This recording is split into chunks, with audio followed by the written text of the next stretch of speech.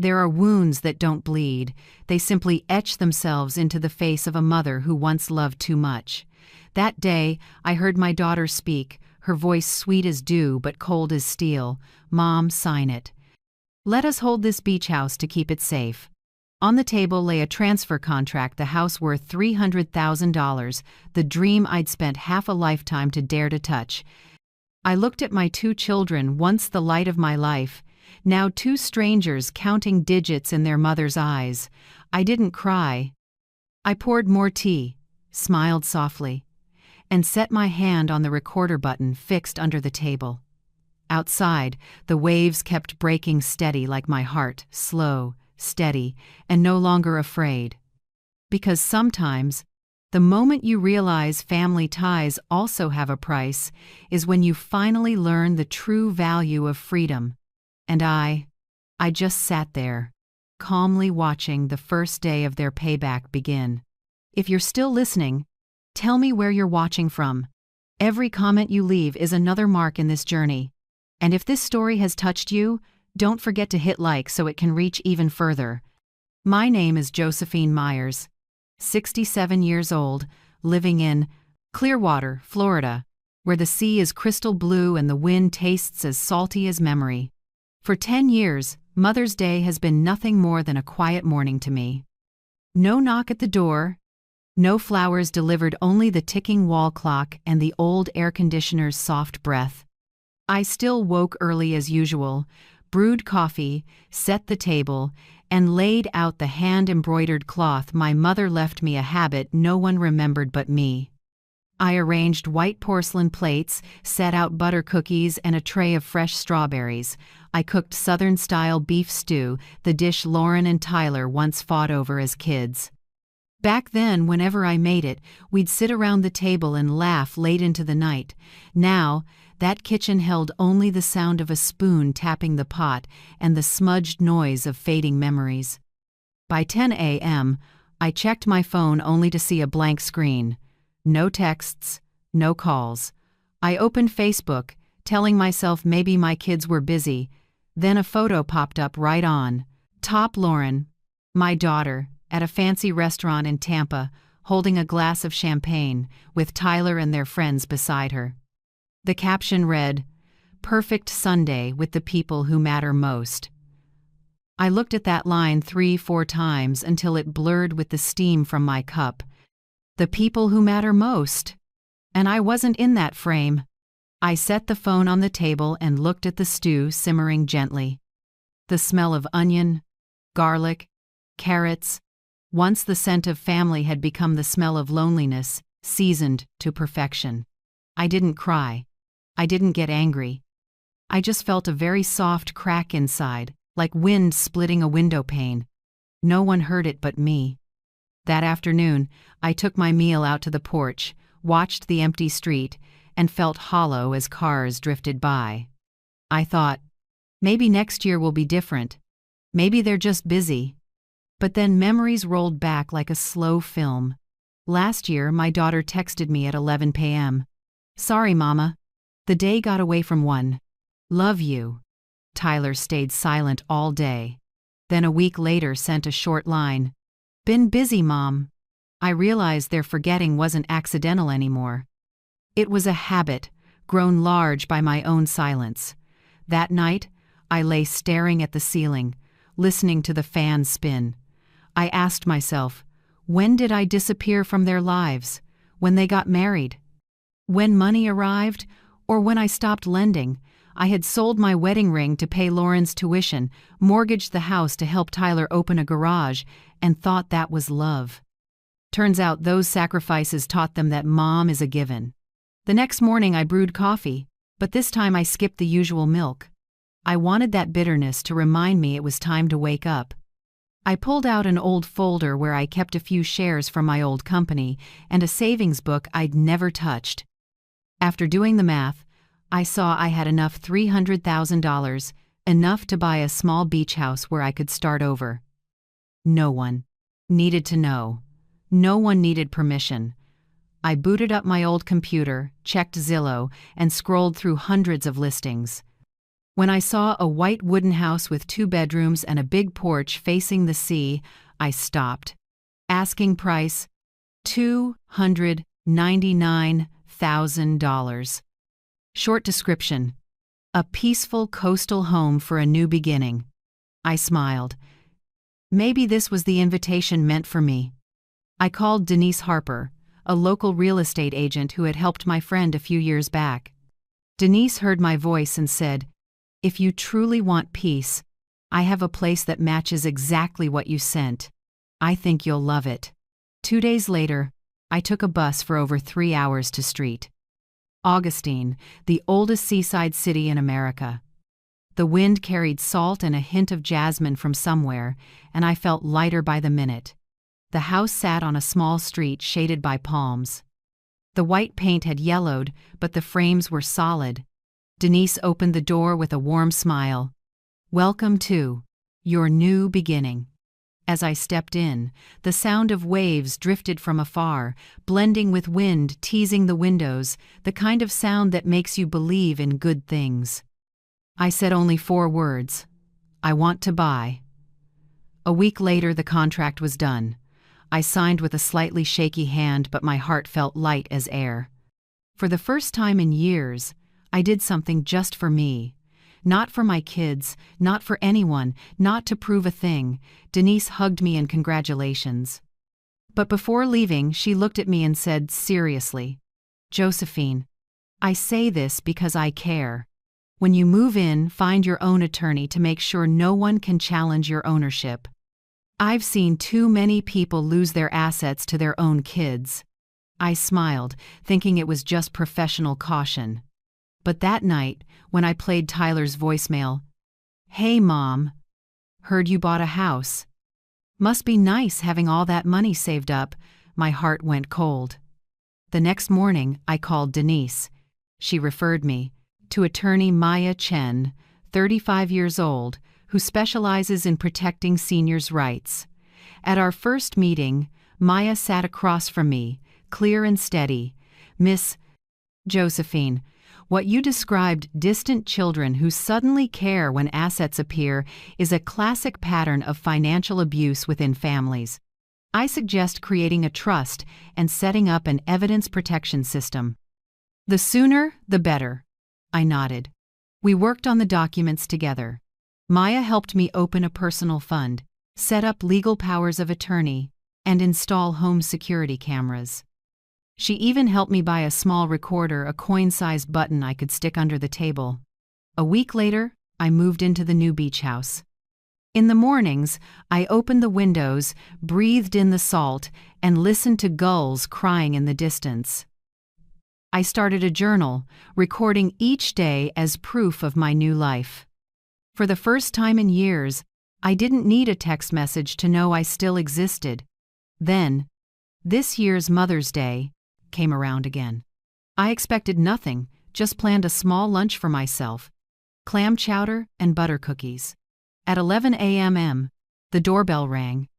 When I opened the door, Lauren and Tyler stood there with a man in a black suit, a briefcase in his hand. "Hi, Mom. We thought we'd surprise you." They hugged me lightly. Lauren's perfume drowned out the sea breeze.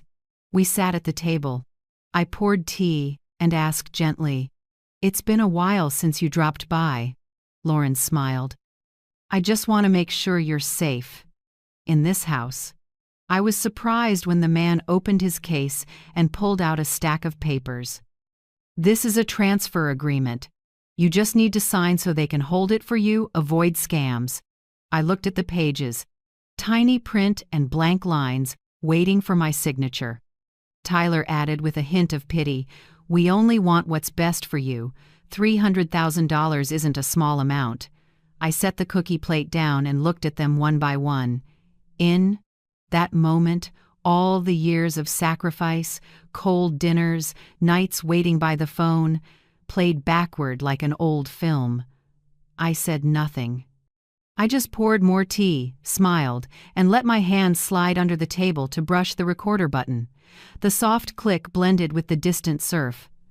Outside, sunlight flickered on the tea like a small flame. They thought I was weak. They thought I'd sign today. But they didn't know that on this Mother's Day, they hadn't come to take. They'd come to start facing the price of what they'd done.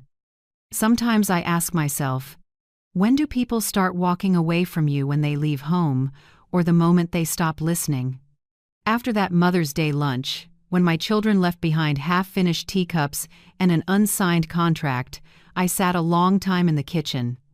The scent of butter cookies still lingered, but the warmth had gone long ago. I looked out at the sea as sunlight slanted across the water, and the old years began to rewind in my mind, like a faded film. I once believed we were a small, happy family, just the three of us, but full of love. After my husband left for a younger woman, I had no time to cry. I worked 2 jobs, by day at a grocery store, by night cleaning hospital rooms. I remember the late shifts, the disinfectant soaking into my hands, and thinking, as long as Lauren and Tyler get a proper education, it's all worth it. Lauren was the good student, the one with kind words. I sold my wedding ring, the last piece of jewelry from happier times, to pay her college tuition. I smiled and said, one day you'll wear another ring, not to recall the past, but to start a future. She hugged me, promising she'd take care of me after graduation. I believed her. Tyler, my only son, had skillful hands and loved cars from the start. When he said he wanted to open a repair garage, I took out a bank loan and mortgaged the old house. I thought, if I push a few more years, he'll have a career. I didn't know that was the moment I signed an open-ended contract of sacrifice.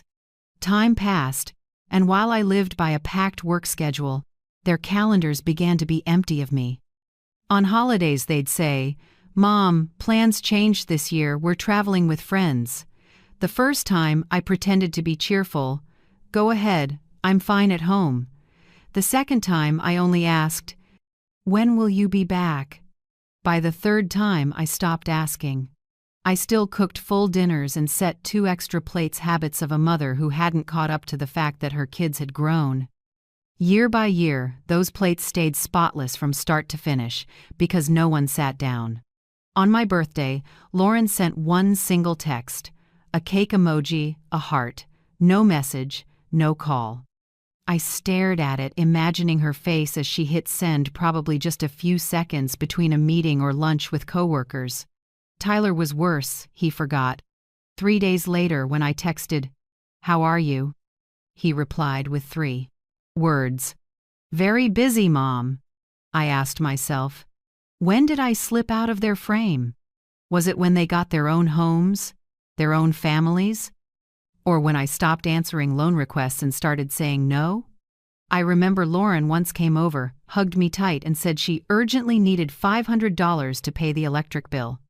I pulled out the cash, even though I had a little over $600 in my wallet.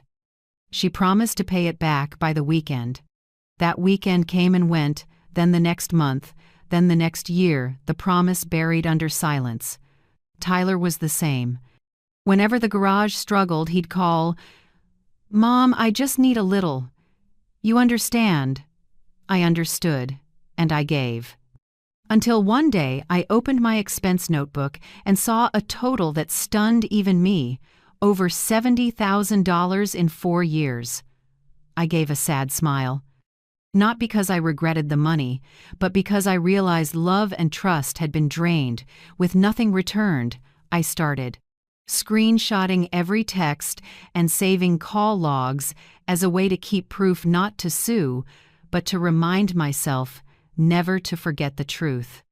I created a folder on my computer called Silent Years. Whenever I felt weak, I opened it and reread each line. "Mom, it's urgent. Just this once. I'm busy. Talk later." And I remembered why I had to be strong. Neighbors sometimes asked, "Haven't seen your daughter visit?" I just smiled. I learned to cushion the question with a smile. Inside, though, each question snipped one more thread tying me to hope. I stopped setting the table for ghosts, stopped calling just to hear a half-hearted voice, stopped waiting for goodnight texts. One summer evening, I watched a travel show about Florida beach homes. The sunset on the screen made me want to live again, not as a forgotten mother, but as a woman who still deserves peace. I opened my computer and created a new folder titled Coast Plan. I wrote out each line. Estimated home price: $300,000. Furniture: minimal, self-decorated. Home insurance: choose expanded safety coverage. Moving costs: $2,500. Emergency fund: $15,000 for legal situations. I wrote with a shaky hand, but each word was a piece of strength I took back for myself. I began selling what I didn't need: the vintage teacup collection, a few old paintings, the armchair my husband used to sit in, posted them all online. The house grew emptier, and strangely, I could breathe better than ever. The more space I cleared, the louder I heard my own voice. "You've endured enough, Josephine." Each morning, I opened the window to sunlight falling on a table set for one. I brewed coffee, watched the steam rise, and whispered, "It's okay. One is enough." Then, on a February night with a soft rain, I stood before the bathroom mirror under the yellow light. The lines by my eyes and mouth, each one a record of a patient year, I touched my cheek and said aloud, as if making a promise to myself, "I will stand by me." That small sound warmed my chest, like someone had opened a door. I slept better that night than I had in years. No more dreaming of a ringing phone, no more waking to phantom chimes. Just rain pattering on the roof, and a peace I'd never known. The next morning, I got up early and mailed my resignation. I decided to sell the old house and move somewhere new, where the past couldn't cling. Inside the envelope, I tucked a small note to myself. "Don't be afraid of losing your children. Be afraid of losing yourself without noticing." From then on, I prepared for freedom. I took 3 months to gather funds, check documents, and sign. No one in the family knew. I no longer felt guilty about keeping a secret. I felt calm, because this time, the secret still belonged to me. Sometimes, Lauren called not to ask how I was, but to share about her husband's promotion or her child's high test score. I listened, nodded, and ended with, "That's wonderful. I'm happy for you." Tyler, whenever money ran short, texted, "Mom, help me one last time." I still replied, "I'm not able to anymore." No anger, no tears, just a deliberate quiet. When everything was ready, I packed.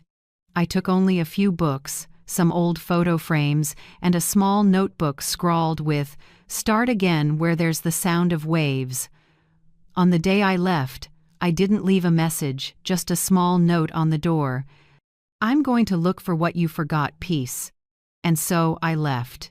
No fanfare, no one seeing me off.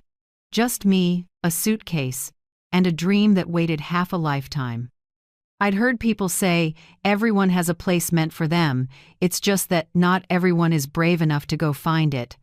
For me, that place appeared one March morning when I stumbled on a Zillow listing: 2-bedroom wooden house, windows facing the sea, wide porch, to catch the wind, price $299,000. Description: a house for a new beginning. I stopped for a long time. The first photo showed a silver-white house, paint peeling a bit, nestled among green palms, the horizon a deep blue in the distance. A large window faced the ocean, a long wooden porch, and an old rope-hung swing. Something in that image touched me, a peace that felt like I'd lived there in a dream. I called Denise Harper, the agent recommended by an old friend. Her voice was bright and sincere. "Hello, Miss Josephine. If you're truly seeking peace, I think I've found the very house." 2 days later, we met in Street Augustine, the oldest seaside city in America. The sky was glass blue, the wind carried salt and jasmine. Denise arrived with her blonde hair tied up, a white linen dress, and a small ring of keys. "Are you running away or running toward?" she teased, half serious. I looked out at the sea and smiled. Both. The house sat on a quiet little street paved with coral stone. The walkway was dusted with fine sand, flanked by pink bougainvillea. When Denise opened the door, the smell of salt and old wood rushed in, as if the house had its own soul. Light poured through the big window, scattering on floating dust like the sun lived with me. "This belonged to an elderly couple," Denise said, opening each window to let the wind in. "They moved to live with their daughter in Maine. Paperwork's clean, just need a roof and foundation check."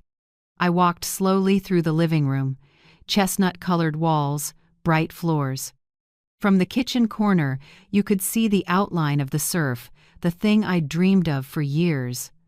Under the stairs, a little shelf still held one old novel, The Old Man and the Sea. I smiled. Maybe that was a good sign. Denise led me to the porch. "I think you'll like this most." She pushed the door open, and there was a vast stretch of blue. The wind tossed my hair, the surf rolled, gulls cried far away. I closed my eyes, and for a moment, it felt like I'd just found my real heartbeat. "Miss Josephine?" Denise said softly. I opened my eyes. "I want to buy." Denise looked slightly surprised. "No more time to think?" I shook my head. "I've been thinking my whole life." We sat at the porch table to go over the steps. Denise called in an appraiser to check the roof, foundation, electrical, and plumbing. Everything was solid, just needed a few paint touch-ups and a glass pane replaced.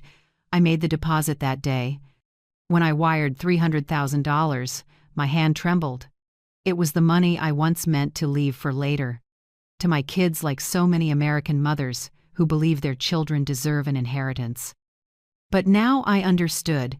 If you don't live fully while you are alive, leaving any amount behind is pointless. I wanted my later to start right now. That evening, I went back to a small motel. Wind rattled the furnace. Window. The sound of waves tapped a far-off rhythm. I looked at the transfer receipt stamped, completed, and exhaled. I texted Denise, "Thank you. I'm not buying a house today. I'm buying myself back." She replied with a single heart emoji. I didn't tell Lauren or Tyler. For the first time in 40 years of being a mother, I had a secret I didn't share. Not because I feared objections, but because I wanted to keep a piece of life that wouldn't be judged. Before finalizing the paperwork, I sent everything to Maya Chen, the young attorney who had helped me set up documents to protect seniors' rights. She reviewed the purchase contract, then nodded slightly. "This house is in your name. No one can touch it unless you sign. But I recommend creating a living trust to protect the asset if anything unexpected happens later." I agreed. Maya helped me open a separate account, clearly stating, "The ultimate beneficiary will be chosen by me when I want, not when someone forces it." She also advised me to invest in security. I bought a 4-camera system with 90-day cloud storage mounted at the front door, back door, porch, and kitchen. Not because I feared burglars, but because I feared the uninvited return of those who once treated me like a place to take from. I wrote down all necessary contacts on a list called Emergency Contacts 1. Denise Harper, Realtor and new friend. A2. Maya Chen, Attorney, Legal Contact. And 3. Dean Morales, Deputy County Sheriff, whom I know from volunteering at the Women's Association. 4. Dr. Mary Goldberg, family doctor who understands my health. I printed the list, laminated it, and stuck it behind the front door. Everything was organized and logical, as if I were rewriting my life from the beginning, but this time in my own handwriting. On key handover day, Denise drove over to pick me up. She put on some light jazz and said, "I love seeing people find their home." I smiled and answered, "And I love the feeling of not having to explain.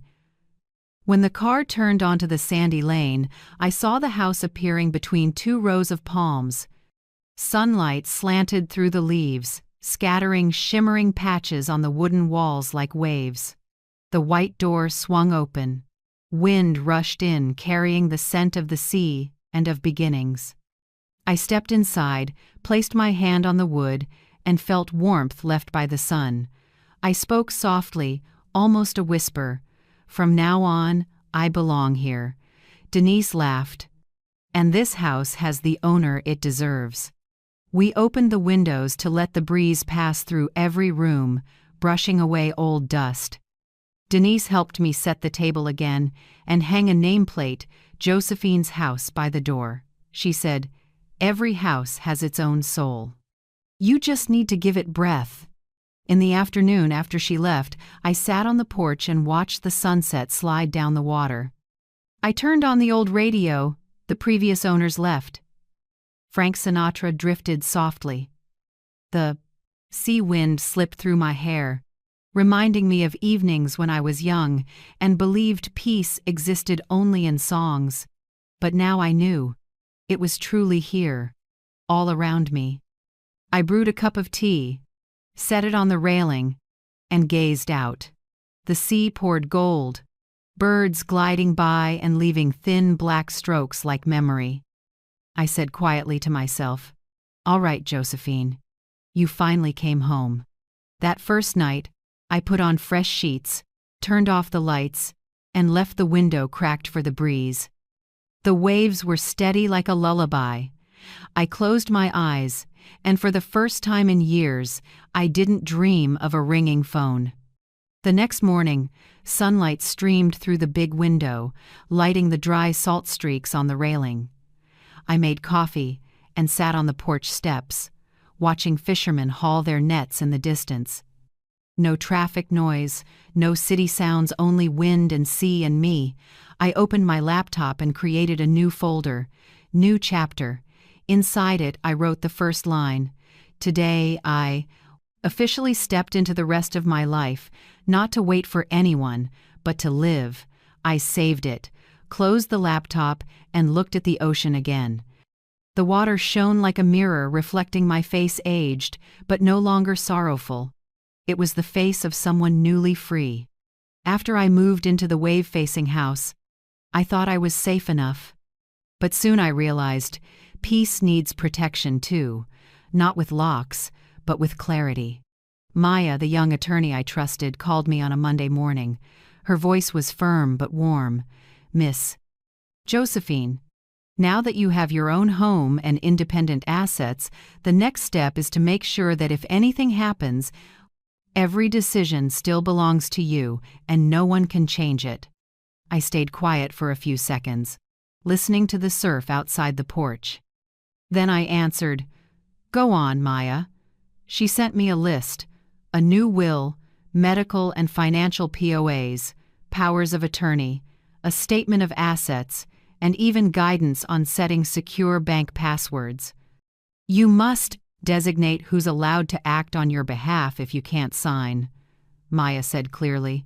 I knew she meant my children, Lauren and Tyler, those who once used taking care of Mom as a banner to seize that power. I said softly, "I won't let anyone decide my life again." 3 days later, Maya came to the house. We sat on the porch while the afternoon light tilted through the palms. She opened her laptop and read each clause: Healthcare proxy, Dr. Mary Goldberg, financial agent, Maya Chen. Will beneficiary, not disclosed. I signed. The pen moved slow and sure, like carving a vow. From now on, no one could sign for me unless I allowed it. When Maya left, she squeezed my hand. "You did what many can't, setting boundaries with your own family. That's not selfish, it's self-preservation." I nodded, a small but honest smile. That evening, I began standardizing security at home. I ordered a video doorbell that connects to my phone with cloud storage. Dean, the Deputy sheriff I know from volunteering with the Women's Association helped me install it. He showed me how to enable motion sensors, change the Wi-Fi password, and create a separate guest password. You'll be surprised, Dean smiled. A lot of asset grab cases start because someone knew the victim's Wi-Fi password. I laughed, never imagining something so small mattered. But inside, I felt grateful to him, a man who speaks little and does much. Dean also suggested a wall safe. He said, "Don't keep everything at the bank. You need a secure spot inside your home." I did exactly that.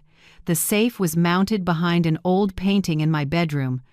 I carefully placed inside my passport, savings book, home purchase documents, insurance policies, and a USB drive with screenshots of texts, call logs, and my bank statements. I photocopied everything in duplicate, one set to Maya, one set for Denise to keep at her real estate office. Denise didn't ask much. She simply rested a hand on my shoulder and said softly, "Stay cautious.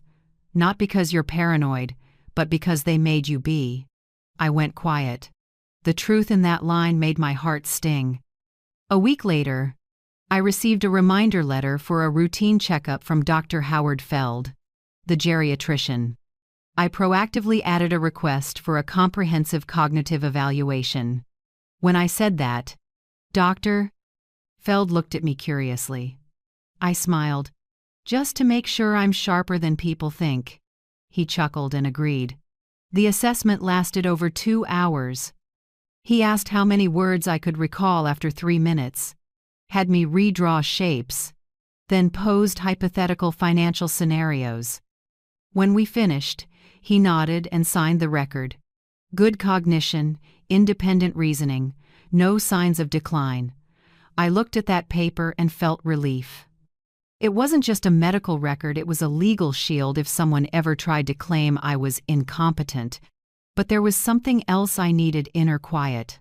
I found Dr. Naomi Price, a therapist in town. Her office was small, with landscape paintings and a gentle mint scent. On the very first day, she asked, "What's hardest for you, Josephine?" I answered honestly, saying no to my children. We spoke over many sessions. Dr. Price helped me see that kindness doesn't mean accepting harm. She taught me simple phrases I'd never dared to say. "No, I can't lend you money anymore. No, I don't agree to let you decide for me. No, I need rest. I don't need to keep proving my love." The first time I practiced those words, my throat tightened. But gradually, they grew lighter. "Doctor," Price said, "you're relearning the language of self-respect. It isn't loud, but it carries weight." At the same time, I began archiving every piece of evidence. I made a folder on my computer called "If There's a Case." Inside were screenshots of messages, bank histories, repair invoices, ownership certificates, and weekly backed-up security camera clips. I noted dates, times, and people involved. Not because I wanted a fight, but because I refused to let truth be taken again. I also started a Coast journal. Each morning before coffee, I wrote down one thing I was grateful for. Day 1, I'm grateful I can still hear the waves. Day 10, I'm grateful I've learned to sleep without waiting for the phone. Day 30, I'm grateful I've stopped being afraid. The journal slowly thickened, handwriting slanted, ink in blue and brown, each line a brick I used to build my peace. I also formed a morning walk habit. At 5:30, before sunrise, the wind tasted salty, and the sand was still cold.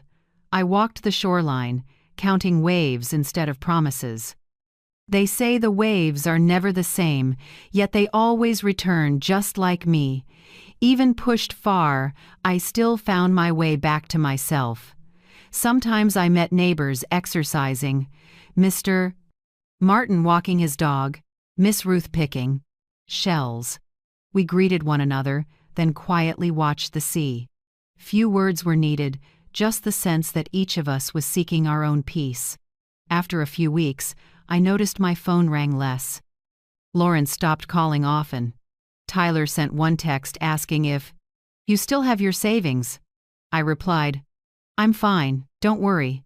That was it. No more, no explanations. I wasn't a 24/7 switchboard for my kids anymore. Instead, I started caring for myself in the simplest ways. Every morning I swam not in a warm pool, but in the real ocean where the cold water numbed my skin. At first, I only waded near shore, water to my knees. Then, day by day, I went farther. The cold sliced like a blade, yet each swim felt like my brain rinsed away old memories. I called it my neural rebirth therapy. "Doctor," Price said, "you've found your own way back to life." In the evenings, I wrote my monthly plan: renew home insurance, update account passwords, send thank you notes to Denise and Dean, water plants, replace porch bulbs. Each bullet was small, but for me it was how I maintained sovereignty over my life. No one did those things for me anymore, and no one was allowed to take away that sense of control. One late night, while I was folding a blanket, the phone rang. Unknown number. I picked up and heard a man. "Mrs. Josephine Myers? I'm with the insurance company. We need to verify ownership of the house in street." Augustine. I paused for a few seconds, then smiled. "I'm the homeowner. I have all documents. Tell me what you need, and I'll send it immediately through my attorney." The line went silent for a few beats, then disconnected. "Do you have a mother or father living alone?" After the line, "I'll send it through my attorney." What else do you think they should prepare? Share what you've experienced in the comments. Your story might help protect someone else's peace. I sat on the sofa and felt my heart beat slow and steady. No more shaking. No more fear. I realized, when you prepare thoroughly, others run out of chances. That night, I went out to the porch and watched the moon rise over the ocean. Silver light stretched like a giant mirror. I poured a small glass of wine, raised it, and whispered, "To a new Josephine, who knows how to say no, how to keep quiet, and how to believe she deserves peace." The wind moved through the porch carrying salt and warm wood. In the dark, I felt safer than ever. 3 quiet weeks passed, as if the sea conspired with me, keeping all secrets in its waves. Every morning I still walked the sand with a small notebook to write that day's gratitude. My life was simple, almost meditative. Morning coffee, a few lines in my journal, sunlight through the window, the mingled scents of salt and wood.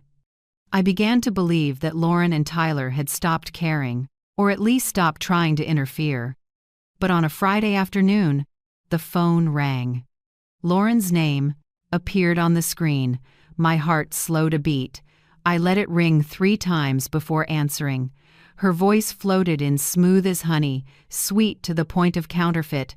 "Mom, where are you?" "I miss you so much." Those 3 words, "miss you so much," fell light as feathers, but I heard the metal hidden inside. I leaned back and kept my tone even. "You miss me? It's been 3 weeks without a single text, and today you suddenly miss me?" Lauren gave a strained laugh. "I know. I was wrong.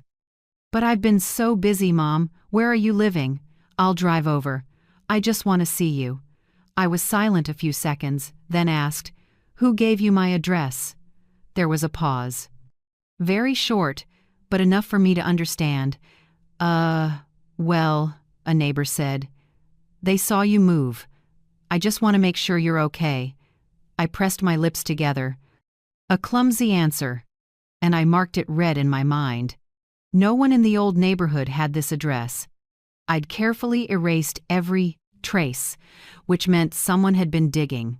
I said quietly, "I'm fine, Lauren, thank you. But today I'm busy another time." "That's okay, Mom," she said, too fast and too bright. "I'm already on my way. You'll be happy to see us." I looked at the phone after she hung up, the black screen reflecting my face calm but taut as a wire. The sea wind kicked up, carrying the damp smell of rain. I opened the security camera app and checked every angle. Green indicators glowed steady. The images were clear. Front gate, porch, living room, kitchen. The mics were live, everything under control. I texted Maya quickly. My daughter called. She has the address. Bad feeling. In under a minute, a new message popped up. Don't let them in. Dean and I are on our way. I breathed deep. Each breath tasted of salt, fear, and resolve mixed together. About 40 minutes later, an engine sounded on the road. I stepped onto the porch. A shiny black SUV stopped at the gate the kind people rent when they've got big business to do. The door opened. Tyler got out first, shirt buttoned to the top, eyes sweeping the yard, appraising every square foot. Lauren followed with a large handbag, heels sinking slightly into the sand. Finally, a stranger appeared. Gray suit, crisp tie, glossy black briefcase. I stood still on the porch, hands loosely clasped. Lauren smiled, a cut-and-paste smile from a Happy Family commercial. "Mom, oh my God, you really live here? It's beautiful, the ocean right behind the house." Tyler didn't smile. He just scanned around, eyes passing over the porch and windows before landing on the wooden sign by the door, Josephine's house. He muttered, almost under his breath, "It's definitely worth it." Neither of them hugged me, no touch, no, "How are you, Mom?" Only eyes measuring in dollar signs. The man stepped onto the porch and held out his hand. "Hello, Mrs. Myers. I'm Victor Hale, your children's attorney." I shook it with just enough pressure. "Attorney?" Lauren cut in, sugar sweet. "Don't misunderstand, Mom. He's here to help organize your paperwork so you can feel secure. You know you forget things, we worry." A shiver ran through me. The way she said, "You forget things," light, natural, as if rehearsed. Victor opened his case and took out a stack of papers. Crisp white sheets, neatly aligned, clipped with a silver binder. "This is a proposal to set up a trust managed by your children. It ensures your assets are protected and no one can take advantage of you. All spending would be co-supervised by them, so you can live here worry-free."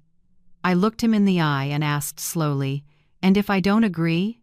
He gave a thin smile in true lawyer fashion. "Oh, that's fine.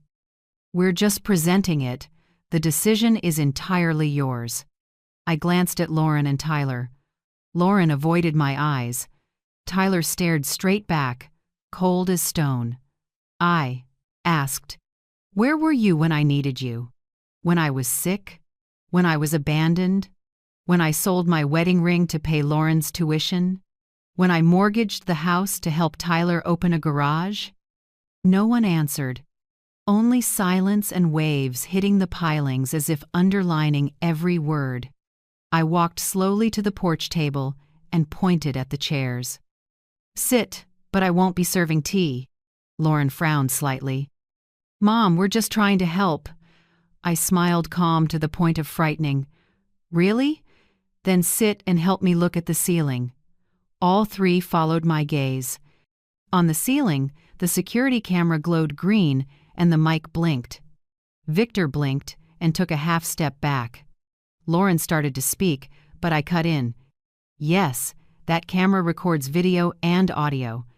Everything you say today will be stored for 90 days in the cloud, auto-backed up every 24 hours. I saw Lauren's hand tremble, and Tyler turn away, hiding his unease under a mocking look. "Camera? You don't trust us, Mom?" I answered softly. "No. I've just learned to trust evidence more than words." The air thickened. Victor cleared his throat and tried to recover his professional tone. "Mrs. Myers, nothing serious. We just want you to feel at ease." I looked at him with a smile as cool as glass. How strange, no one has ever made me more uneasy than someone trying to help me feel at ease. At that moment, a car horn sounded on the road. I recognized the engine. Dean Morales's pickup turned onto the sandy lane. Headlights swept across the porch. At the same time, Maya stepped out of the passenger seat in a long coat, carrying a document case. Lauren jumped to her feet, surprise flashing in her eyes. "Mom, you called a lawyer?" I stayed seated and said, "No, she came because I have an appointment." Dean stepped onto the porch, voice steady.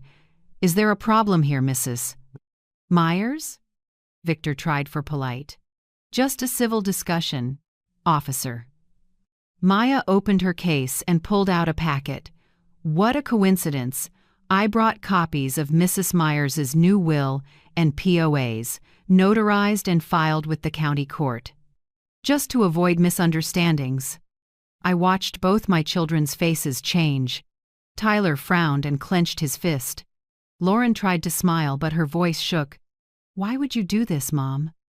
"We're only afraid someone will trick you," Maya answered for me. "It's wonderful you're concerned, but your mother hasn't been tricked.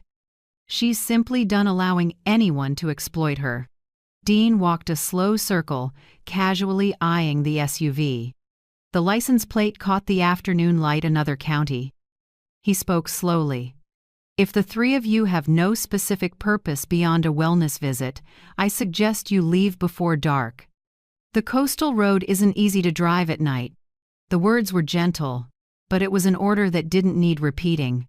Victor nodded, trying to stay polite. "We'll come back. Later, when Mrs. Myers is ready to talk." "Oh, I'm ready," I said. "I just don't say what you want to hear anymore." They went quiet and gathered their papers. Lauren put a hand to her chest, her voice breaking. "Mom, you've changed so much." I looked her in the eyes. "No. I've just gone back to being myself." As the SUV rolled out the gate, I watched without feeling hurt. Only a light emptiness remained, like after you clear out an old room and realize the wind can finally come in. Maya sat beside me and poured some water. Dean leaned against the porch rail, eyes still on the sea. "You did very well," Maya said softly. I shook my head. "No, they'll be back. My kids don't give up that easily." Maya looked at me, serious. "Then next time, we'll have more evidence." "You're not alone." I looked up at the ceiling. The camera light stayed green, loyal and silent. Outside, the waves hit the shore, steady as the ocean's warning. "The storm isn't over, Josephine. Be ready." And I knew exactly right. The real battle had only just begun. I used to think nothing hurts more than betrayal. But today I understand. Worse than betrayal is when the betrayer still calls you Mom. The next afternoon, just as I expected, the black SUV reappeared. This time there were no smiles, no sugar-coated voices, only the impatience of people trying to close a deal. I opened the door without inviting them in, but they stepped onto the porch as if the place were theirs.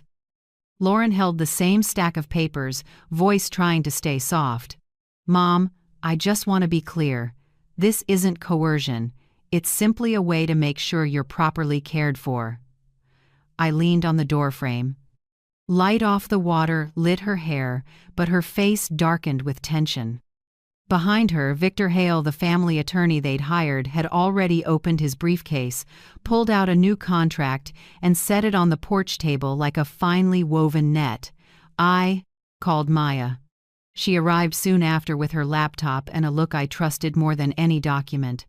"Let me read first," she said. Victor smiled, smooth as silk. "Go ahead, we're not hiding anything." Maya read quickly.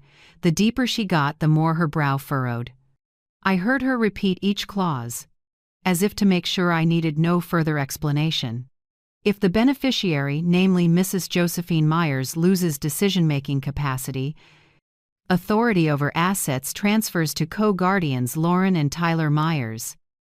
Expenses for long-term medical care may include selling the primary residence to cover costs, and all actions are deemed lawful so long as they are in the best interest of the ward. The wording was cold as steel, wrapped in pristine paper. Maya looked up, straight at Victor. So if she signs, you can sell this house without her consent simply by labeling it medical expenses. Am I correct? Victor gave a thin smile. Of course, but that would only happen if she's no longer competent. Lauren cut in, sharp. We're just being cautious. This is our inheritance. Mom, you don't need to worry about it. I looked at my daughter. For a second I saw the little girl who once ran through the house to show me her first drawing. Now the woman in front of me talked about inheritance while her mother was still alive. I answered slowly, one word at a time. Money that belongs to me while I'm alive is not inheritance. It's work, blood, and time. And it's still flowing in me. The porch went silent. Only the waves hit the pilings steady, strong, and sure. Victor slipped back into his smooth negotiator's tone. Mrs. Myers, we're not trying to make things hard. Sign. And in return, your children promise to call every week and visit often. It's a win-win. I laughed once hoarse and short like ice clinking in a glass. You're bribing me with affection? Trading a few phone calls for my right to be a person? Victor hesitated, and Lauren lowered her head to avoid my eyes. Dean, still by the window, tracking every move, spoke in a calm, firm voice. Mrs. Josephine Myers is the lawful owner of this home. I've checked the county land records. Any attempt to coerce, threaten, or trick her into signing falls under elder protection violations. And I should note, this entire conversation is being recorded on camera. Victor's expression shifted, then he forced himself to stay composed. No one's coercing anyone, we're just concerned. Tyler shot to his feet, growling. Mom's not in her right mind if she thinks this is okay. Who hides money in a house from her own kids? We just want to manage it so she doesn't have to worry. I looked at my son, eyes bloodshot, not from love but from anger. I pulled the cognitive assessment from Dr. Feld out of my bag and held it out to him. Here. Dr. Howard Feld, geriatric specialist, signed. Results. Good cognition, independent reasoning, no signs of decline. If you still doubt me, I'll test again, but this time you come with me, so we can see who's more blind. Tyler crushed the paper in his fist, face reddening. Lauren tugged his sleeve, whispering, Stop! He yanked away and slammed the paper onto the table. Fine, play it your way. But don't think we'll stand by forever. I looked at Victor, who quietly tucked the contract back into his case, eyes cold and calculating. He knew he couldn't win today, but that look, part arrogance, part warning, said this fight wasn't over. Before leaving, Lauren turned back. Do you really want to cut us off, Mom? I answered softly, without a trace of anger. No, I just want to cut off anyone who treats me like a walking wallet. Lauren bit her lip and turned away. The black SUV backed out, tires grinding through the sand, leaving deep, crooked ruts like torn promises. When they were finally gone, I stood on the porch and listened to wind whistle through the cracks.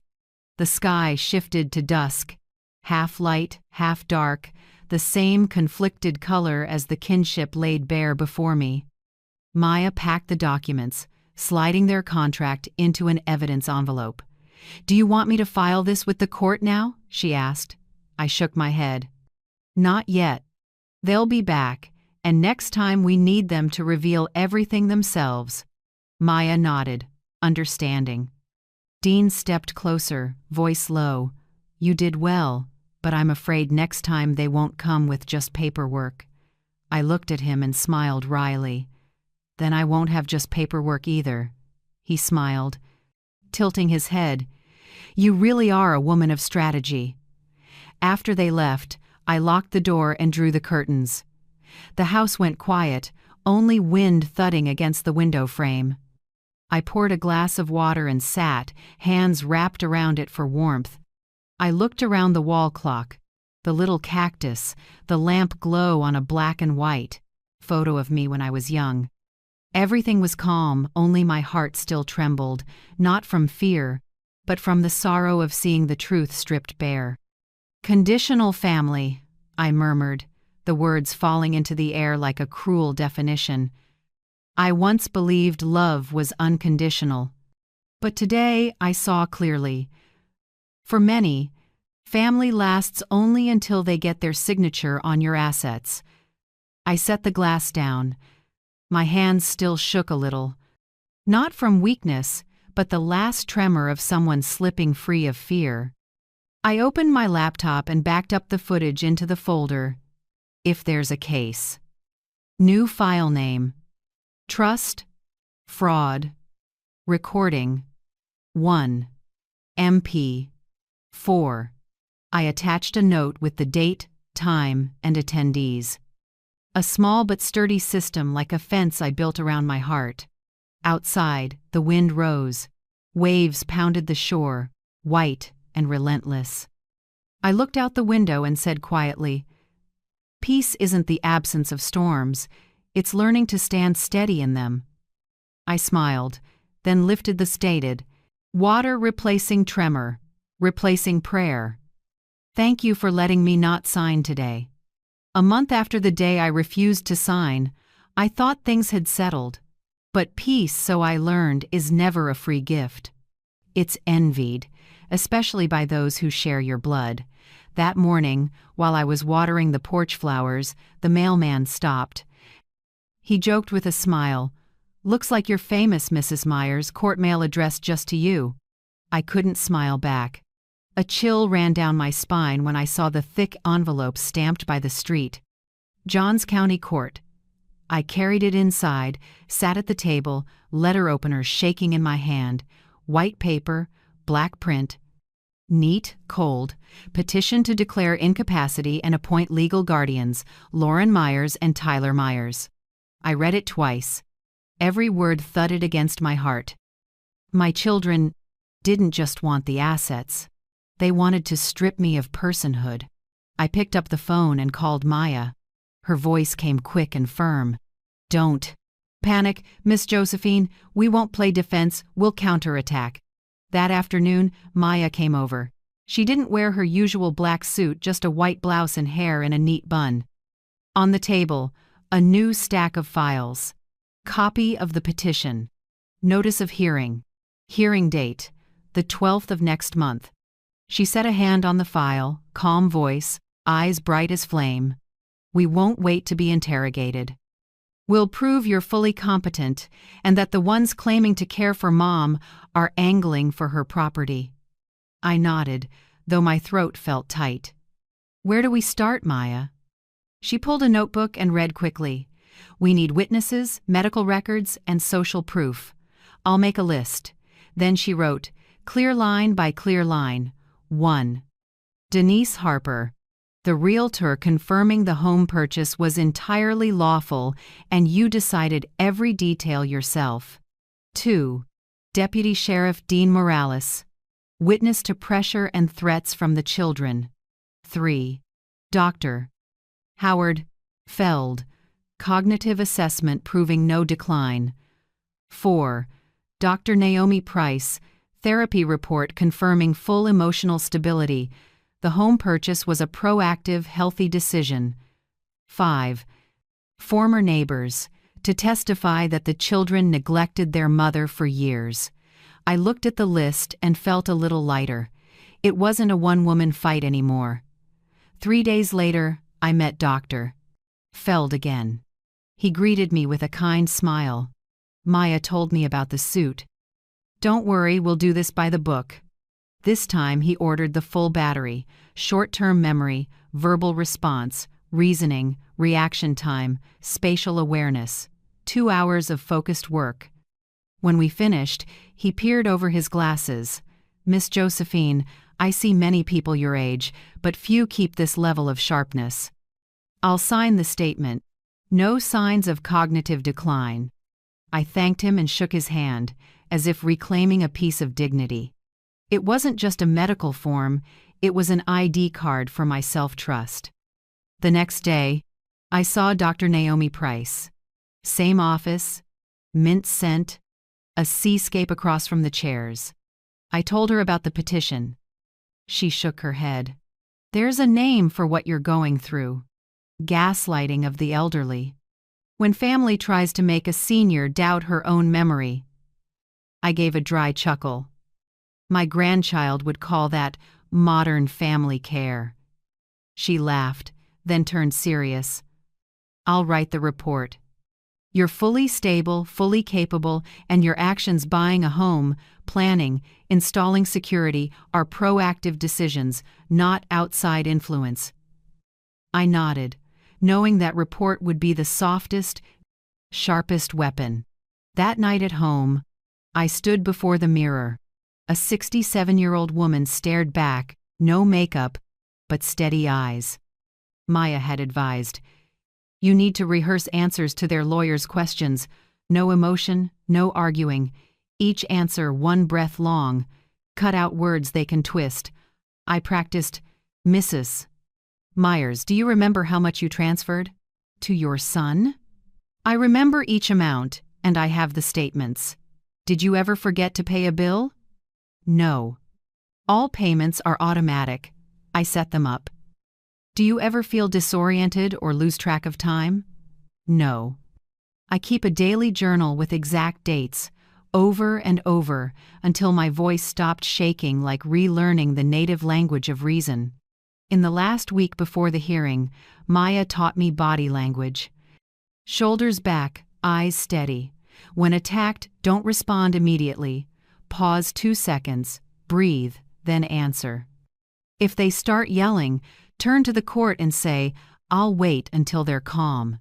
She also taught me to rest my hands lightly on the table instead of clenching, to show control. People won't just hear what you say. They'll watch how you exist. I smiled. "You're training me like an actor," Maya replied. "No. I'm teaching you to keep control in the very room where they want to take it away." In the final evenings, I compiled evidence. I printed a 2-year timeline. Calls and texts from them. Only 7. Calls, texts, and transfers from me. Over 200. I clipped them into a blue binder labeled Evidence of Neglect and Financial Abuse. Looking at those numbers, I saw one truth. Real love never needs proof. Exploitation always leaves a trail. The night before the hearing, I didn't sleep right away. I sat on the porch and watched the sea. The water wasn't calm, windy, whitecaps everywhere. I said to myself, tomorrow I won't be a victim. I may be the respondent, but I'm not weak. I'm standing up for my right to decide. I listened to the waves like my own heartbeat. Each surge and fall patient, persistent. I closed my eyes and breathed until fear dissolved like salt in water. Next morning, I woke early. Dawn was still gray. I chose a light gray blouse, soft slacks, flat shoes the color of sand.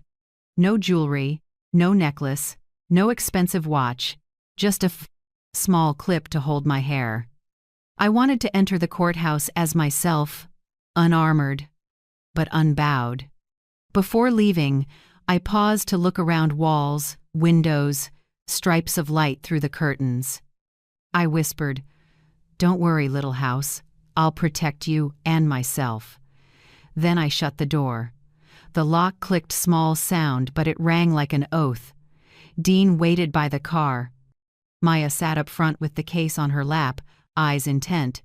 "Ready?" she asked. I smiled and fastened my seatbelt. Yes. Time to learn the art of being a defendant without lowering my head. The car rolled slowly along the coastal road. The sun edged up behind the palms, light flaring in the rearview mirror. I saw my face there, old but bright, tired but proud. Waves thumped in the distance, singing a quiet encouragement. "Go, Josephine. This time, don't be afraid. You're headed toward your own justice." The street? Johns County courtroom wasn't large, but the air was cold enough that I clasped my hands for warmth. Cream-colored walls, dark benches, and light pouring from high windows made the room solemn and heavy, as if every breath could be recorded. I sat at the defense table beside Maya. She opened the file and nodded to steady me. "Stay calm. Today belongs to the truth," I answered with a small smile, though my heart pounded like surf before a storm. Across the aisle, Lauren and Tyler sat at the plaintiff's table in dark clothes. In front of them sat Victor Hale, the family attorney, with the calm face of a man too used to putting lipstick on lies. When the judge entered, everyone rose. The hearing began. Victor opened, voice precise and sharp like a freshly honed blade. "Your Honor, my client's two devoted children only want to protect their mother. But Mrs. Josephine Myers has acted impulsively, irrationally, and shows severe self-isolation. She liquidated old assets, cut off contact with her children, and handed financial authority to an outsider, a young lawyer she barely knows. We believe she can no longer make reasonable decisions." Each word, impulsive, irrational, unreasonable, was a pebble thrown at my face. I looked down. My hands lay calm on my lap, knuckles white. Victor went on. "Evidence shows that over the past year, she refused to see her children, kept no contact, and displayed troubling behavior installing cameras throughout the home, hiring a personal legal advisor, and recording family members. In our view, these actions stem from a victimization delusion, not sound judgment." Maya didn't interrupt. She waited. And when he finished, she stood, her voice light but clear. "Your Honor, we request to play the video evidence." The judge nodded. Maya signaled the technician. The large screen lit up with the first clip. It was Mother's Day last year. Me in my old kitchen setting 2 bowls of soup, a small mousse cake, and a card still unsigned. Maya spoke evenly. "Your Honor, this was Mother's Day. Mrs. Josephine prepared lunch for her children. The table is empty." And on social media, her daughter posted a photo with the caption, "She zoomed in, with the people who matter most." Silence fell over the room. Lauren lowered her head, face still trying to stay cold. Maya said quietly, "A mother, self-isolating, or abandoned?" She clicked to the next slide. The screen showed 1 year of call and text logs, 4 calls from Lauren, 3 from Tyler, hundreds of unanswered calls and texts from me. "These are their contact frequencies," Maya said evenly. "Who cut off whom?" Victor leaned forward to object. "The court can't judge capacity on personal feelings." "Exactly," Maya replied, eyes flashing. "So we'll let the facts speak." She played the next video. "The confrontation at my house the day Victor, Lauren, and Tyler came demanding I sign the trust." In the clip, Victor's voice rang, "Out, sign it, and in return, your kids promise to call every week." And Lauren's voice wavered, "That's our inheritance money." The courtroom seemed to freeze. I heard my heartbeat pounding in my chest, then looked at Maya. She gave a small nod. She turned to me and signaled. I stood and walked slowly to the witness stand. The light from above was cold and white. My voice was low but steady. "I didn't buy this house to run away. I bought it so I wouldn't be invisible anymore. All my life, I gave to them time, money, love. And when I had nothing left to give, I became a burden. I bought that house to live again, as a person with the right to exist." I paused and looked straight at my 2 children. Both Lauren and Tyler avoided my eyes. Maya called Dr. Howard Feld to the stand. He's nearly 10 years older than me, with the gravelly voice of someone who speaks slowly but surely. I evaluated Mrs. Myers twice within 3 months. Both times showed completely normal cognition, logical thinking, good reaction time, and solid problem solving. There is no medical evidence whatsoever that she lacks capacity. Victor tried to press him, But could she have a mild psychological issue, like anxiety or a delusional belief? Doctor? Feld answered immediately. No. I conducted the evaluation myself. She's clearer than most of her relatives. A soft ripple of laughter went through the room. The judge tapped the gavel. Order. Next was Dr. Naomi Price. She entered with a gentle presence, but her voice could quiet the entire room. Mrs. Josephine Myers came to me to learn how to say no to unreasonable demands. No one is mentally ill just because they want to protect themselves. On the contrary, that's a sign of emotional recovery. Maya smiled, then motioned for the next witness, Denise Harper, the real estate agent. In a light blue suit with her hair pulled back, she spoke clearly. I handled Mrs. Myers's home purchase. She reviewed every detail: foundation, electrical, property taxes, insurance, maintenance fees. There was no sign of confusion or impulsivity. Every decision was carefully considered, and she signed only after reading each clause. Finally, Deputy Sheriff Dean Morales took the stand. In uniform, he moved slowly but with authority. During my role as witness and security support, I found no sign of fraud. What I did observe was psychological pressure from the two adult children, including threats, insults, and attempts to force a signature. Victor sat silent, gripping his pen. Lauren exhaled hard, and Tyler kept his head down, avoiding the judge's eyes.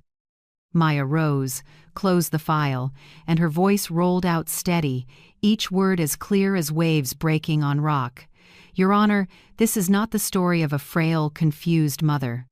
This is the story of an older woman reclaiming her autonomy and of children trying to use the law to launder their greed. I don't need many words, only to invite the court to look at the screen and ask, who actually needs protection? The courtroom went silent.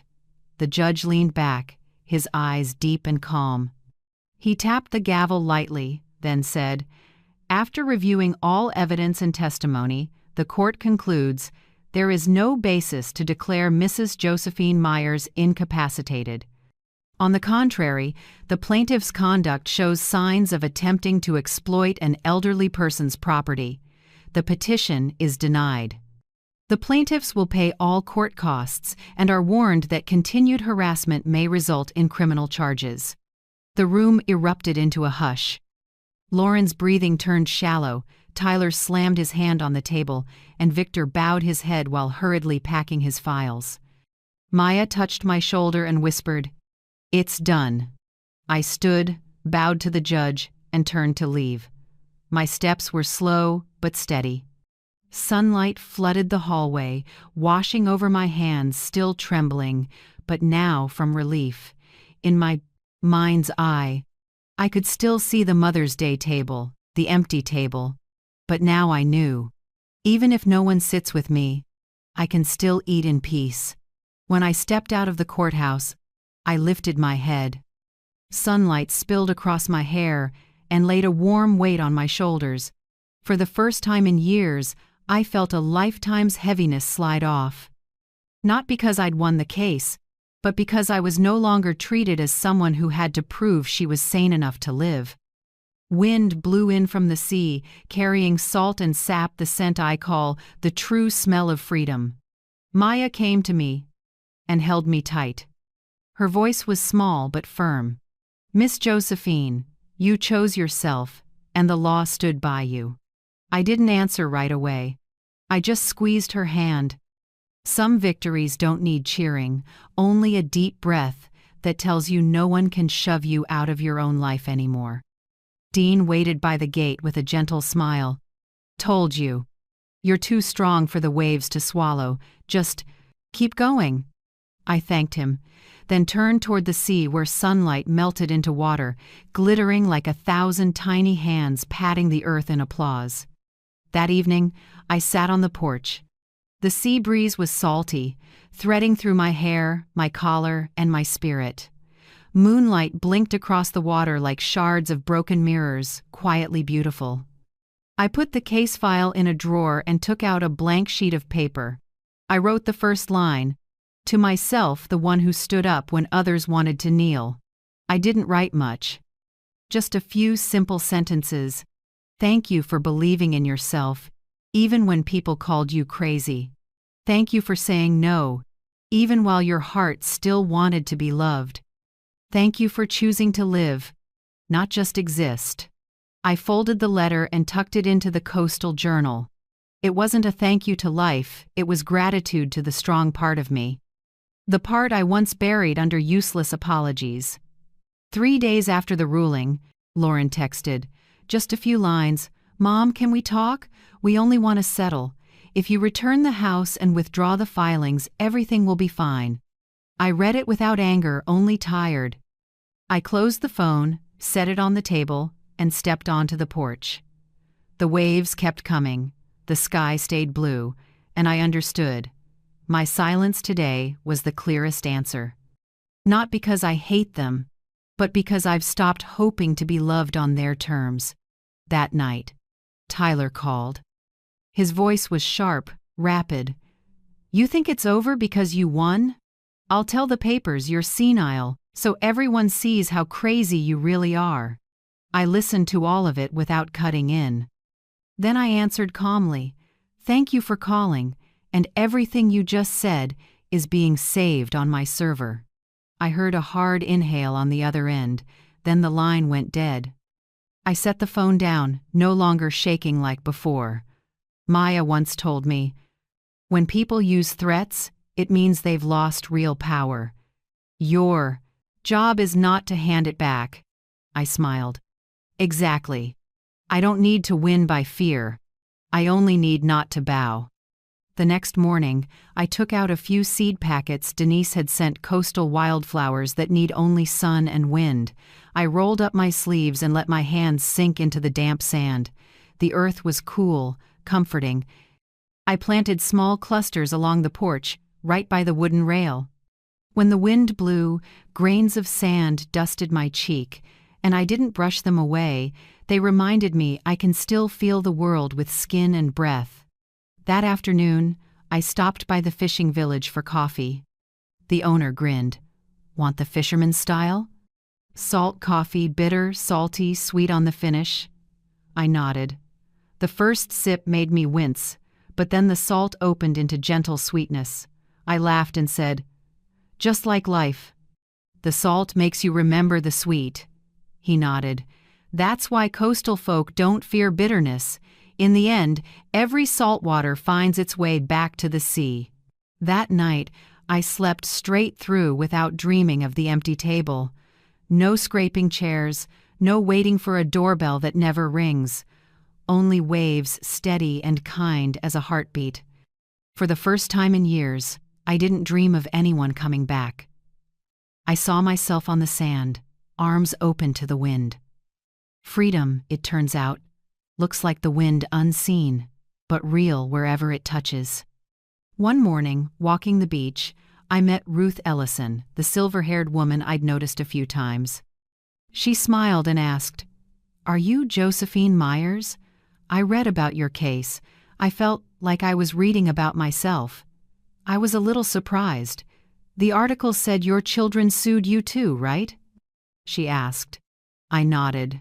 She sighed softly. "Me too. But I never dared go to court. I stayed quiet and lost my house." I took her hand. "I'm so sorry, Ruth. But you know, silence doesn't keep anyone. It only keeps the pain." She gave a sad smile, pale blue eyes on the horizon. "I learned that from you. When I read the ruling, I sat up and cried. I wished I'd had your courage." I squeezed her hand gently. "It's never too late to choose yourself." From then on, we started morning coffees. 2 women, 2 wooden chairs, 1 pot of salt coffee. We sat on my porch, listening to the waves, saying things we'd never dared say. Ruth told me about her old marriage, about a son who left at 20. I told her about the years I thought giving more would make them love me back. We didn't complain, didn't cry. We just talked and sometimes sat quietly together. Once, when I said I still write one thing I'm grateful for each day, Ruth smiled. I write one thing I no longer need. Yesterday I wrote, I don't need to prove I'm a good mother. I laughed. Good one. Then today I'll write, I don't need to apologize for protecting myself.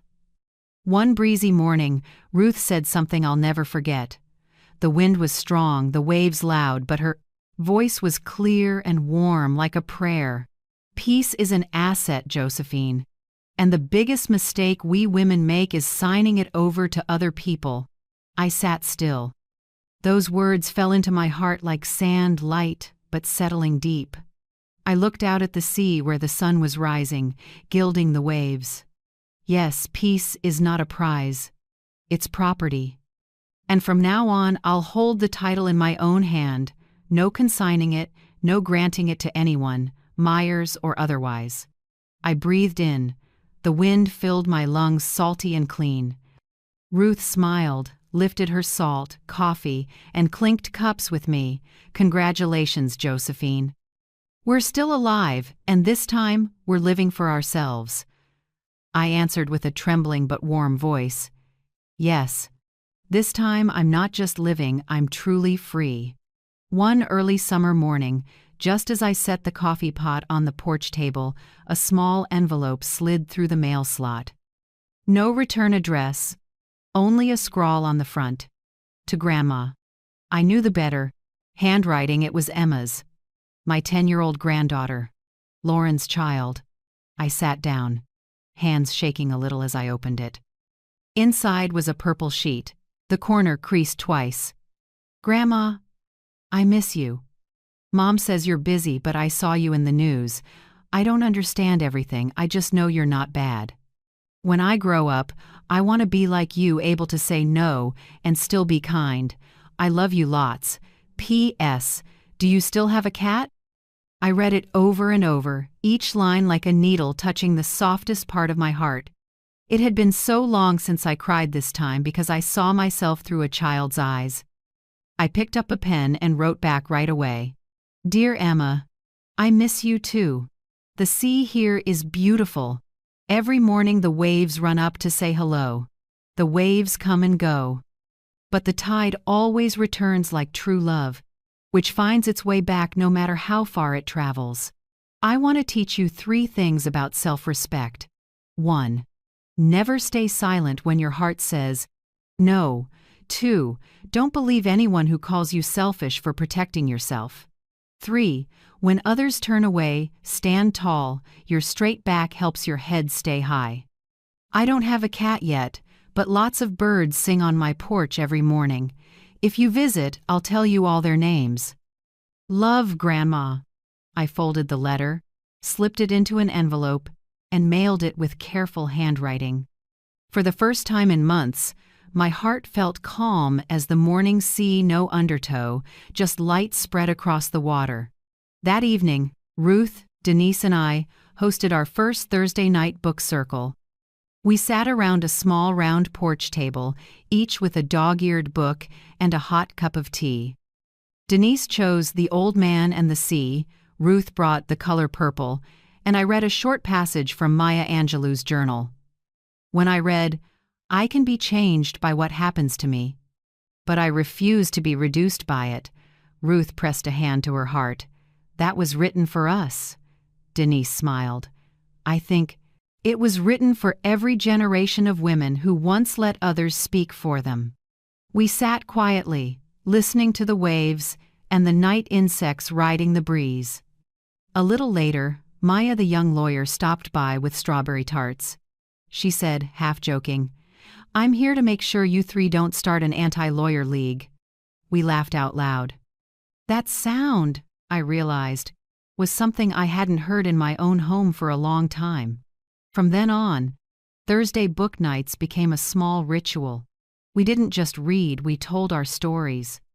Each of us was an open book, and the only wall left between us was trust. The next morning, I joined the ocean swimming group for seniors. They call themselves the Morning Tide Swimmers. The first lesson wasn't technique, It was breathing longer instead of worrying. The coach, a 75-year-old woman named Nora, said, "People don't drown because of the waves. They drown because they forget to breathe." I took it to heart. Each time the cold water wrapped around me, I inhaled deep, closed my eyes, and felt my body fall into rhythm with the sea.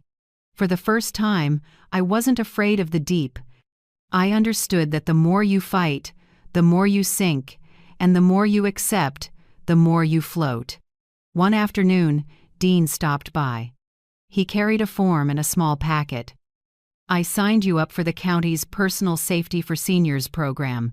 They'll install an emergency app and give you a portable alarm." I teased, smiling. "So you really see me as a senior now?" Dean grinned gently. "No, I see you as someone smart enough to plan ahead." He set up the app, showed me how to toggle it, and how to send my location if needed. Before leaving, he said, "Peace doesn't always come on its own. You have to fence it in." I nodded. I'd learned that, and this time the fence was made of awareness, not fear. The next day, I made clam chowder and brought it to the neighbors, the Carters, the retired couple who helped me move in. "Mrs. Carter was surprised. "You still remember the Northeastern recipe? Goodness, it smells amazing." We ate together and talked about gardens, rain, and the old days. Before I left, she held my hand.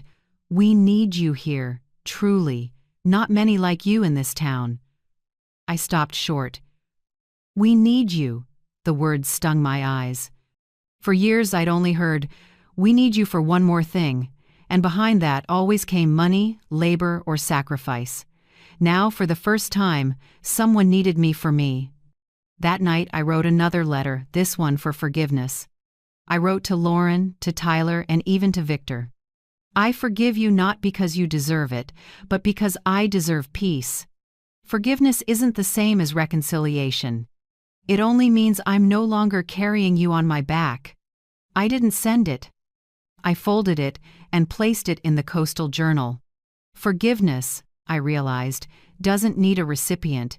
It just needs the writer willing to let go. The following week, I started a new project, a blog called Coastal Diary at 67. I wrote under my real name. The first post was titled, "Don't Let Anyone Write Your Ending." I told my story, from a mother stripped of control to a woman relearning how to own her breath. No frills, no philosophy, just truth. I didn't expect it to travel so far. Hundreds of comments, most from older folks. I'm 72, and I just said no to my son for the first time. "You made me want to go visit my mother. Thank you for saying what so many of us feel."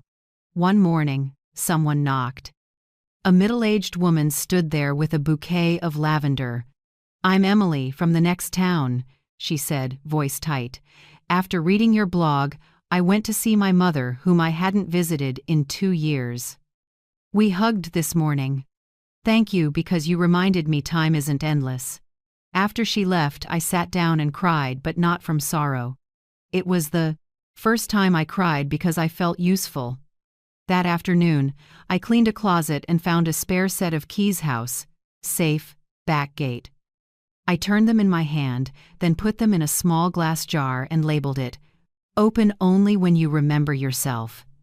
Not when I forget, but when I remember. Remember how long it took to earn this freedom. I set the jar on a shelf beside an old photo of me and Emma on the beach. 2 faces, one big and one small, both turned to the sea where the waves keep rising, reminding me, anyone can begin again. At any age, no matter the losses. I whispered, a promise to myself. If anyone comes looking for me, they'll find a woman who's living not afraid, not waiting, just breathing. The sea breeze slipped through the window and lifted a note on the table. Peace is an asset, don't sign it over to anyone. I smiled. Peace, yes, now it looks like me. 2 years passed. I stopped counting by calendars and started counting by the smell of wind, and the brightness of morning. The waves out there keep time like a clock, the only thing in my life that has never missed an appointment. The second year, after the trial, is also the second year. I haven't gotten a single call from Lauren or Tyler. No birthday texts, no Christmas greetings, no Mother's Day card. But the strange thing is, I don't fall apart anymore. No more waiting, no more flinching every time the phone rings. I just smile, turn on the oven, and get ready for my own small party, the birthday I throw for my chosen family. That afternoon, the sea-facing house smelled of cinnamon apple pie. Ruth came early with a pot of mint tea. Denise brought a bundle of dried lavender, and Maya arrived a little late, slightly out of breath. Sorry, court ran long this morning, but I brought wine. We put on jazz, opened the porch doors, and let the wind blow through the house. Dean stopped by too, still in uniform, carrying a small cake with a handwritten line, "For the bravest lady in town." I laughed, my voice catching a little. "If you knew how soft I was 2 years ago, you wouldn't call me that." Dean smiled. Brave doesn't mean never weak, it means weak and still moving. We ate, told stories, and laughed, the sound I once thought I'd never have again. No fancy cake, no noisy toasts, just the smell of baking, the sunset light, and 4 friends around a wooden table. I looked around and suddenly realized, this is the real family, the ones not tied by blood but who never leave. That evening, after everyone left, I cleaned the table. Under a dessert plate, I found a small envelope labeled, "From Emma to Grandma." I froze. The postmark was from an elementary school in another city. I opened it and found a small note, written in neater handwriting than before. "Grandma, Mom didn't let me send a gift this year, so I'm writing in secret. When I'm old enough to decide, I'll come visit you. I still remember the way you told me about starfish, and I drew it on the back. I love you so, so much. Emma." I flipped it over and saw a small drawing, 2 people, one big and one small, lying on the sand, looking up at a sky full of stars. In the corner she'd added, "I believe stars still shine even when you can't see them in the daytime." I pressed the letter to my chest. Tears fell, but they were warm not for what was lost, but for knowing something beautiful still exists somewhere, even if not within reach. The next morning, I wrote back to Emma.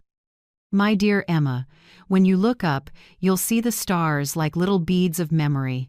I look at that same sky every night. If you come someday, we'll map the stars so we won't lose each other, no matter where we are. Remember, you can love someone without losing yourself. Love, Grandma." I tucked the letter into a small notebook and marked it with a sprig of dried lavender. When she finds her way to me, I'll give it to her, not as an explanation, but as a map to freedom. A few weeks later, Ruth shared big news. "Josephine, I'm moving out on my own." I looked at her and still saw a little worry in her eyes. "I rented a small place at the end of Ocean View. Not far. But I want to cook the first meal in my own kitchen." I was happy for her. And I knew the feeling, equal parts excitement and tremble, like learning to walk after an accident. I helped her make a safety list. Emergency numbers, the door camera spot, the porch light schedule, and regular health checkups. Ruth smiled, half teasing, half touched. "You know, I once thought I couldn't start over, but watching you, I believe I can." I answered softly. "I thought that too. Until the waves taught me everything can change direction." On moving day, I walked her to the door. That night, like always, I sat on my porch and watched the light from her new place flicker in the distance. A small light, but steady proof that some people arrive late in life, but right on time in your heart. A week later, Denise called with news. "House sold, Joe. The buyer's a widow from Maine, also in her 60s. I told her this neighborhood has good neighbors." I smiled. "Thank you, kind agent." When the woman moved in, we brought a small lavender plant and set it on her porch. She hugged me and whispered, "I used to fear starting alone. But seeing you smile, peace doesn't feel scary anymore." Walking back, Denise said, "Funny how some houses don't just change owners, they change the air." I nodded. Maybe when someone learns to live true, the place they live warms up too. Time passed, and I agreed to teach a small class at the community center. Property rights and personal boundaries for older adults. Maya suggested it. Just tell your story, no heavy law. They need to hear from someone who lived it. At first I refused, afraid my voice would shake. But that first day, facing a dozen silver heads and curious eyes, I took a deep breath and began. I'm not a lawyer, just someone who nearly lost everything because of the word trust. Trust isn't wrong. What's wrong is trusting without limits. Boundaries don't make us selfish. They make love clean. After class, an elderly man came up and said softly, "Ma'am, I'm going home to talk to my son. Not to fight, just to talk." "Thank you." I smiled. If one story helps one person keep their home, then everything I went through was worth it. That night, I opened an old album. Back then, our family photos always missed someone, the photographer, the angry one, the one avoiding the frame. Now, in the living room, I hung a new picture. Me on the wooden porch, a blazing red sunset behind me, holding a cup of salt coffee. No one cropped out, and no one needed to stand beside me to make happiness. That photo, to me, proves a life can mend. I stood before it and whispered, "Peace is a decision, not a circumstance." Outside, the waves rose and fell like the earth's heartbeat. I realized the last big wave of my life isn't loss, it's the return of myself. I inhaled and smiled. If someone asked me what happiness looks like, I'd say, it looks like tonight's sunset, no debts owed, only fullness in your chest. One early morning, before sunlight reached the porch, I opened my laptop, set a cup of tea beside it, and wrote the final opening line for my blog. Love isn't measured by waiting, it's measured by the way we live. I read it 3 times. Simple, but it holds everything I learned in 2 years about loss, about boundaries, about loving without losing yourself. I no longer write the blog to tell stories, but to put a clean period at the end of a journey. At the bottom, I introduced something new. A scholarship in my mother's name, Eleanor's Light, for older women starting over, even if it's just a cooking class, driving lessons, or learning to Audipon Eleanor's Light. Use a smartphone. I don't have much money, but enough to start. In the description, I wrote, "My mother's light never glittered, but it was bright enough to guide me out of the fog. Now I just want to pass that light on." When the scholarship paperwork was done, Maya called. Her voice moved. "You know, you didn't just win a case. You changed how people see aging." I laughed. "No, Maya, I just learned to live, not wait." On my front door, I taped a small note in blue ink. Not for sale, not for rent, not negotiating, only coffee. Half joke, half true. Plenty of people have tried to buy my beach house, offering twice the price. Some even pitched turning it into a homestay. I only smiled. This house isn't for business. It's the rest of my heart, and I won't slice it up. Every morning, I brew a pot of coffee, open the porch, and let the aroma ride the sea breeze. People say coffee smells like memory, but to me, it's the scent of freedom chosen. That afternoon, I sat on the porch and listened to the waves. The sound hadn't changed, but I had. I closed my eyes, took a deep breath, and said softly, "Thank you to the version of me who turned her back on silence." I used to fear the silence between calls that never came. Now I know silence isn't scary, it's only scary when you don't use it to hear yourself. I opened my notebook and wrote on a new page, "If they call someday, I'll open my heart but with clear boundaries." I can forgive, but I won't trade peace for kinship again. Boundaries in the end aren't walls, they're maps that keep us from losing ourselves. That autumn, I turned 69. No flowers, no gifts, just wind and laughter. Dean brought a small plant and said, "It's called Wind's Whisper. It blooms only when the soil is watered steadily and the grower isn't in a hurry." I smiled. Sounds like me, doesn't it? Nearly 70 years to bloom one season of peace. We sat, together without many words. Ruth came with apple tart, and Denise swung by late with fresh-cut lavender. We didn't call it a party, just an ordinary afternoon where everyone could be themselves. That night, I went to the beach. The water reflected the moon, rippling like a silver ribbon. I lit a small candle, set a cup of tea on the porch, and invited the wind in my little ritual of making peace with life. No music, no incense, just wind and salt. I closed my eyes and saw myself clearly, not the mother cut out of the frame, but the person standing in the center of her own picture. Quietly, like a thank you, I said, "Thank you, because I'm still here. And I live." If my story reaches you, maybe it's because you carry a piece of me too, the one who loved hard, endured in silence, and finally learned to stand on her own side. I want to ask, where are you listening from? A small house by a lake? An apartment in the city? Or somewhere you're learning to begin again?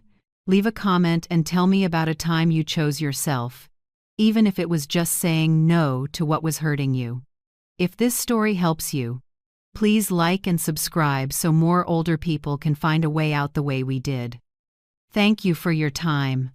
I don't know who you are, but I know we just shared the same breath. The breath of people who chose peace over fear. I truly appreciate you. Night fell, and the wind poured into the house with the smell of salt and a strange warmth. I stood, gently closed the blog, and turned off the living room light. By the window, the wind's whisper trembled. The moon still shone, the waves still sang, and I, the woman once labeled incapacitated, now have only one thing left to lose: fear. I sat down, took the last sip of tea, and spoke aloud my farewell to the past. I live. I don't wait.